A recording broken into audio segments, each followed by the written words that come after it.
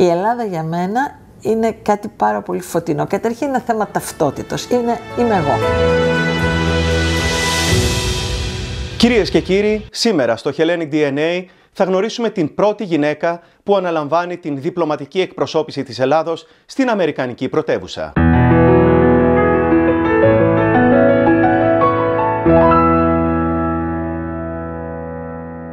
Είναι καιρός.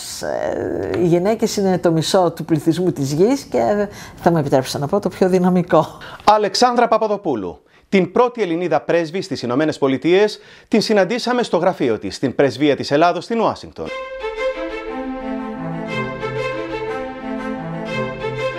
Το brand name Ελλάδα είναι ακαταμάχητο.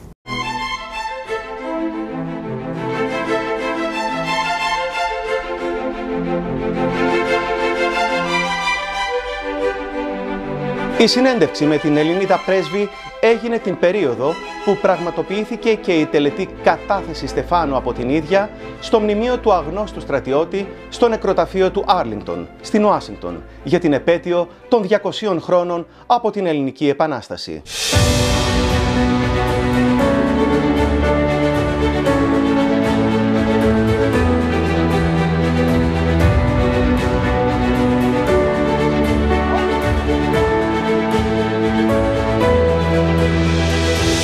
Καλησπέρα σας, χαίρομαι πάρα πολύ που είμαι στην εκπομπή σας. Καλώς ήρθατε στην Ουάσιγκτον, στην πρωτεύουσα των Ηνωμένων Πολιτειών, η οποία είναι τόσο κοντά στη Νέα Υόρκη, αλλά και τόσο διαφορετική από τη Νέα Υόρκη.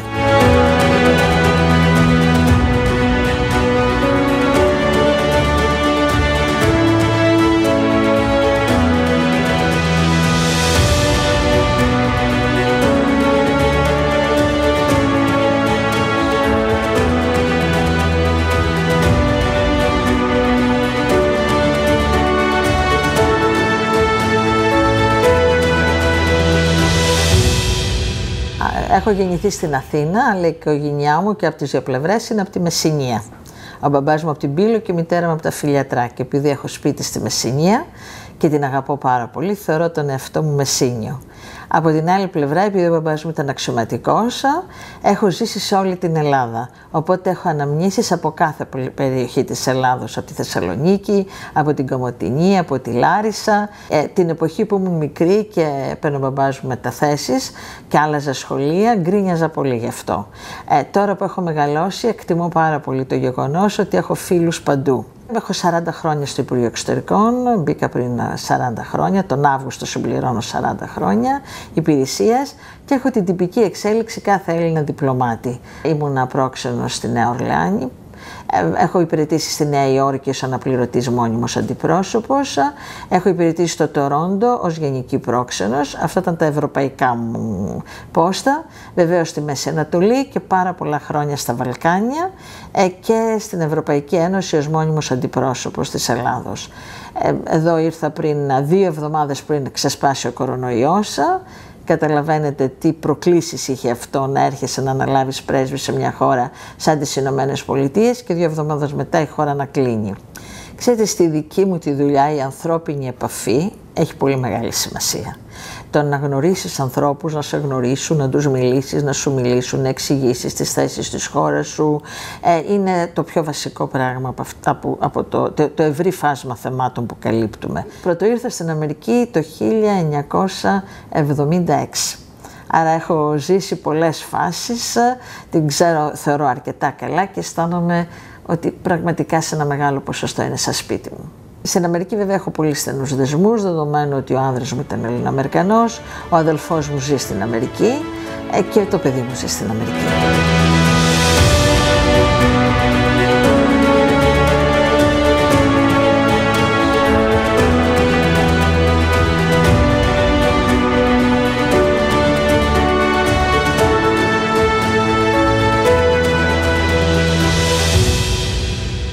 Η ελληνική πρεσβεία και τα ελληνικά προξενία είναι ένα κομμάτι της Ελλάδος. Και αυτό έχει να κάνει εξίσου και με τον πολιτισμό, με τον τρόπο ζωής της Ελλάδος και με το τι ακριβώς σημαίνει η Ελλάδα και το τι σημαίνει η Ελλάδα για τους Ελληνοαμερικανούς. τόσο για αυτούς που είναι πρόσφατοι, όσο και για αυτούς που απλώς ήταν ο παππούς τους, η γιαγιά τους από την Ελλάδα. Τι σημαίνει η ελληνική τους καταγωγή. Για μας, για μένα προσωπικά, αυτό είναι το πιο σημαντικό κομμάτι. Τι σημαίνει το να έχεις ελληνική καταγωγή για έναν Αμερικανό πολίτη που σήμερα στις περισσότερες περιπτώσεις έχει γεννηθεί στην Αμερική.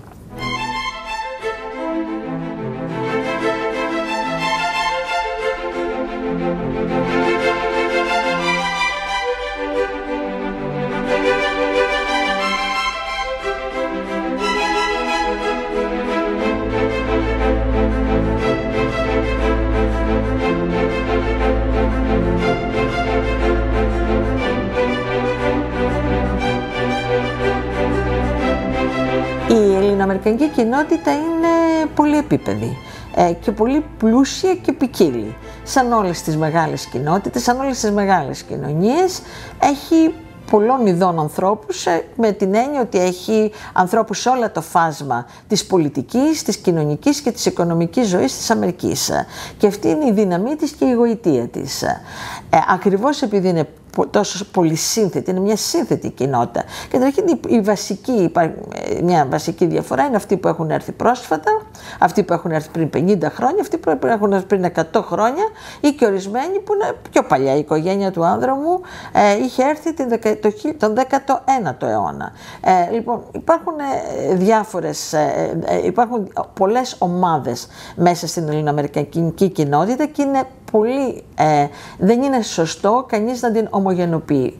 Είναι άνθρωποι, ο καθένας με τη δική του οπτική γωνία, με τη δική του πορεία, και αυτή είναι μία γοητεία για μένα σε προσωπικό επίπεδο, γιατί γνωρίζω ανθρώπους από τους οποίους μαθαίνω και βλέπω πολλά πράγματα και μαθαίνω ακόμα περισσότερο την Αμερική.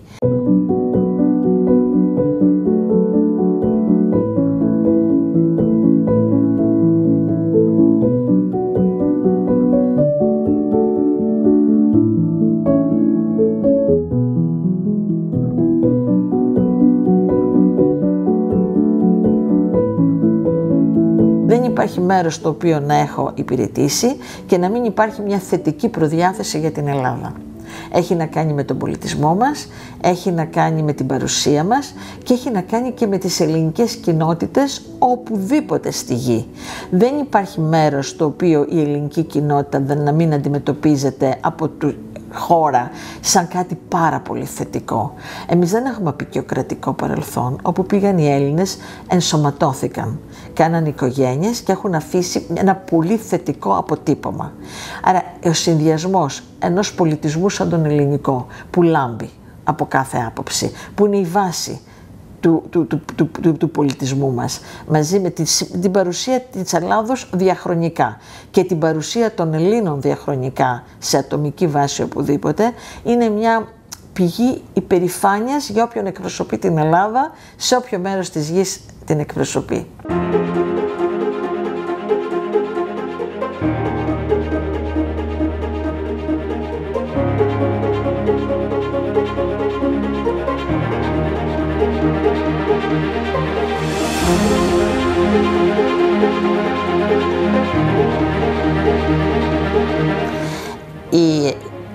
Η Ελλάδα έχει κάνει σαφέστατα μεγάλα βήματα στην προώθηση των γυναικών, αλλά πρέπει να πω ότι η Ελλάδα γενικά, η γυναίκα στην οικογένεια είχε πάντοτε μια πολύ ισχυρή θέση. Βεβαίως δεν είχε τόσο ισχυρή αυτόνομη θέση στην πολιτική, κοινωνική και πολιτική και οικονομική ζωή. Αυτό όμως έχει τελειώσει. Δεν είναι. Σήμερα το δικαστικό σώμα σε πολύ μεγάλο ποσοστό έχει γυναίκες δικαστές. Η εκπαίδευση σε συντριπτικό ποσοστό είναι στα χέρια των γυναικών, που σημαίνει ότι δίνουν στα νέα παιδιά ένα μοντέλο γυναικείας παρουσίας που είναι εντελώς ισότιμο με αυτό του άνδρα. Και στο Υπουργείο Εξωτερικών πρέπει να πω ότι εγώ δεν είχα ποτέ πρόβλημα διάκρισης σε βάρος μου, παρόλο ότι είμαι πολύ παλιά. Πάντοτε από τότε που μπήκα, που ήταν πολύ λίγες οι γυναίκες, υπήρχε μια προσπάθεια να ενσωματωθούν οι γυναίκες σε κάθε φάση της εργασίας του Υπουργείου Εξωτερικών. Και βεβαίως σήμερα πρέπει να σας πω ότι έχουμε γυναίκες πρέσβεις εκτός από την Ουάσιγκτον, στη Νέα Υόρκη. στον ΟΗΕ δηλαδή, στο Παρίσι, στο Βερολίνο και στη Μόσχα. Όποιος προωθεί γυναίκες και μειονότητες κάνει τη χώρα του πιο πλούσια και πιο δυνατή. Η Ελλάδα, ανεξαρτήτως κυβέρνησης, όλες οι ελληνικές κυβερνήσεις διαχρονικά έχουν πολύ μεγάλη ευαισθησία για το περιβάλλον. Σήμερα είναι γνωστό ότι και ο νυν πρωθυπουργός, ο κ. Μητσοτάκης, το περιβάλλον και η κλιματική αλλαγή αποτελούν ένα από τα θέματα που είναι πολύ βασικά στην ατζέντα του και στην καρδιά του. Είναι κάτι, αλλά αυτό είναι διακομματικό στην Ελλάδα. Οι πάντες έχουμε αυτή την ευαισθησία. Πριν από ορισμένα χρόνια η Ελλάδα ανέλαβε μια πρωτοβουλία για τις επιπτώσεις της κλιματικής αλλαγής στα αρχαία μνημεία, που καταλαβαίνετε ότι για μας είναι πάρα πολύ σημαντικό, αλλά είναι σημαντικό και για πολλές άλλες χώρες. Και πριν από 1-2 μήνες η κυβέρνηση αμερικανική του πρόεδρου Biden τη στηρίζει πλέον επίσημα αυτή την πρωτοβουλία. Η συνεργασία μας με τις Ηνωμένες Πολιτείες είναι σε όλα τα επίπεδα στο θέμα της κλιματικής αλλαγής και είμαστε χαρούμενοι που επέστρεψαν στη Συμφωνία για το Κλίμα. Είναι ένας κοινός κίνδυνος για όλη την ανθρωπότητα. Σήμερα το βλέπουμε παντού, από τον Καναδά μέχρι και στην Ελλάδα έχουμε φοβερές θερμοκρασίες. Είναι κάτι που αφορά την επιβίωση του πλανήτη μας, αφορά τις νεότερες γενιές. Η Ελλάδα είναι δεσμευμένη όχι μόνο για κλιματική αλλαγή και περιβαλλοντολογικούς λόγους, αλλά ακόμα και στα θέματα της ενέργειας, το πώς διαχειριζόμαστε τις ενεργειακές μας ανάγκες, ώστε να έχει τις λιγότερο δυνατές περιβαλλοντολογικές επιπτώσεις. Έχει ανακοινωθεί ότι η Ελλάδα θέλει να έχει απαλλαγή από τον άνθρακα. Ήδη προχωρούμε σε αυτή την κατεύθυνση με πολύ δραστήρια βήματα. Υπάρχει clean energy και σε αυτό, καθαρή ενέργεια, και σε αυτό δουλεύουμε, επενδύουμε και νομίζουμε ότι και η οικονομική ανάπτυξη της χώρας θα οθηθεί πάρα πολύ ακριβώς όταν επενδύσει η χώρα πάνω σε αυτό. Αυτή είναι η ελληνική πολιτική και σε αυτό το σημείο είναι ακριβώς η ίδια με την πολιτική της administration.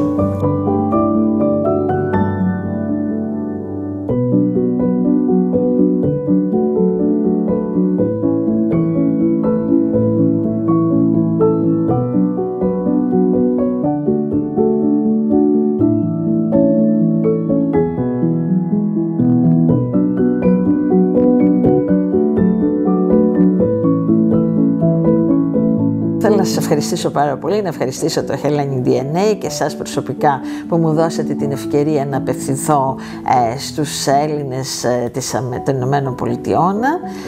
Θέλω να πω σε όλους ότι η ελληνική πρεσβεία και τα ελληνικά προξενία σε όλη την Αμερική είναι εδώ, είναι για να εξυπηρετήσουν τους ανάγκες όλων των ομογενών, αλλά είναι, και αυτό το καταλαβαίνουν οι ομογενείς και το στηρίζουν, για να προωθήσουν και την έννοια της Ελλάδος. Τι σημαίνει Ελλάδα, τι σημαίνει ο ελληνικός πολιτισμός και να υπογραμμίσουν το πόσο όλοι οι άνθρωποι, ανεξαρτήτως εθνικής καταγωγής, έχουν αναγωγές στην Ελλάδα. Ευχαριστώ πάρα πολύ και καλό καλοκαίρι.